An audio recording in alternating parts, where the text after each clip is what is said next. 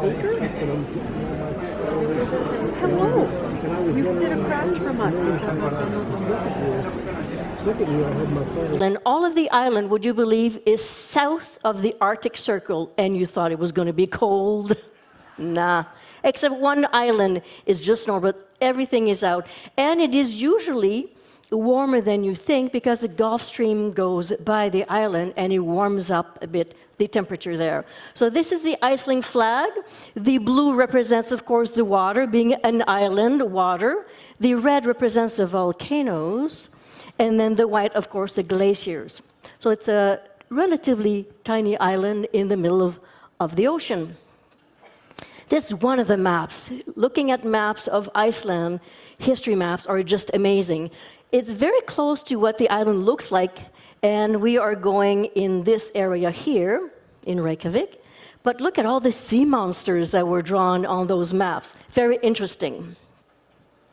Now, the island itself, we're arriving from the south in Reykjavik.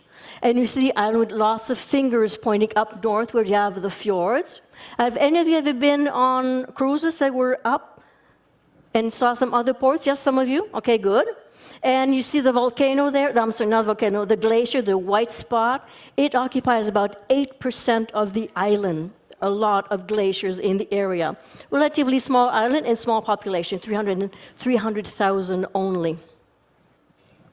Now, the first settler, I don't say the first person that came to Iceland. Apparently, they were Irish monks that came to Iceland first. But the first settler, I'm trying to pronounce it, so please don't laugh if you know Icelandic. Hopefully, you don't know Icelandic.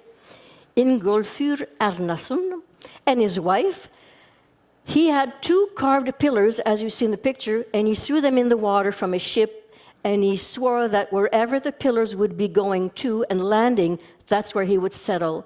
And the pillars just happened to settle in the Bay of Reykjavik, which means smoky cove. Smoky because of the geothermal, the steam coming out of the land. So Reykjavik means smoky cove, and that's where indeed he settled. You must have heard of Eric the Red in the sagas and sometimes in the movies. He was exiled from Iceland because he killed somebody, so they said, go out. He came back a couple of times. He went out to settle in Greenland he set out in 25 ships. Only 14 of them arrived in Greenland. With about 30 settlers, and then grew up to 3,000 settlers in Greenland. He was the father of Leif Erikson. And in the names in Iceland, son, Eriksson means the son of Eric. You always have son if they take the father's name. Well, look at the pictures of the voyages of the... I don't like to say Vikings, because Vikings have a bad reputation. But they were farmers, they were navigators, they were explorers, they were fishermen. Okay, they did a couple of plundering and raiding around, but they did want to settle. So this is the island, and it's a young island. Wait till you see how old Newfoundland is, in the hundreds of millions of years old. This one is only 25 million years old because of the volcanoes. You see, it's called the Mid-Atlantic Ridge. Half of Iceland is actually in the North American plate, tectonic plate, and the other half in the Eurasian plate. The country is stretching. It's going to be larger. So buy the land in the middle, and then your land will be worth double soon. Eyjafjallajökull. That's Eyjafjallajökull. Okay? Okay. That's the name of the volcano. And I don't know if you remember, but in the news report, people were laughing at the news reporters trying to pronounce that word. Of course, Icelanders were rolling on the ground laughing at the pronunciation. But that 500 farmers had to be evacuated. Roads were closed. Thanks to that, though, all the volcanoes there and all the movements in the ground, they do have plenty of geothermal energy. And if you see in the big circle, about 75% is used for space heating in the houses. This is the city center within the rectangle that I showed you. These are the areas that I will talk about. So just so that you have a picture of that mentally, and of course you can pick up the map when you're there. Within that area, and look, we're still at the city hall here, and the pond. Look at all the archaeological finds they had, all the digs they had. One of the museum is called the Settlement Exhibit, and you see a longhouse there. The longhouse is the habitation of the Viking, the Norse settlers, and they do have that because when they started to dig to do that building, they actually dug and find a longhouse. So they kept that longhouse within that exhibit. So that is nice to see. And they named it 1871 plus or 2 years. And at the other end, you have one of the oldest house. It's from 1772. Yeah, these are the paintings, the murals. On two sides of that house, one side there, it started years ago. There was a festival, music festival, and the company decided to pay artists to paint murals, and they've been doing that ever since. So some of the murals actually changed. And of course, a bit of plundering with the pirates. You cannot escape the pirates when you talk about trading routes, obviously. Some of you saw him probably at the entrance at the Maritime Museum of the Atlantic. Mr. Jordan started his second life as a seaman. That means he had a first life, and it wasn't a good one. So he had lots of debts.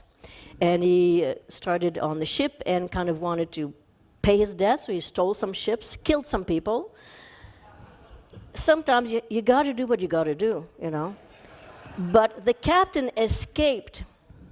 So they caught him and they hanged him on McNabb's Island, the island we saw as we were entering Halifax. On our right-hand side, there was a lighthouse there. He was hanged. So he was hanged, he was starred, put in a gibbet, and that's the metal structure that you have. The Widow was a slave ship, and had just come back from selling slaves full of silver and gold on board, pewter, indigo, Jesuit's bark, which is a malaria medicine, shackles, bags and bags of gold and silver. And when it got into a storm and sank, they were always looking for the Widow. They knew, all the researchers knew that there was going to be a treasure on board. It is Mr. Clifford that discovered it in 1982 in 14 feet of water and under 5 feet of sand. So they imported in those big barrels at first. You know the expression, the real McCoy? The real McCoy comes from that period because when you import pure alcohol in barrels like that, you do have to bottle them afterwards.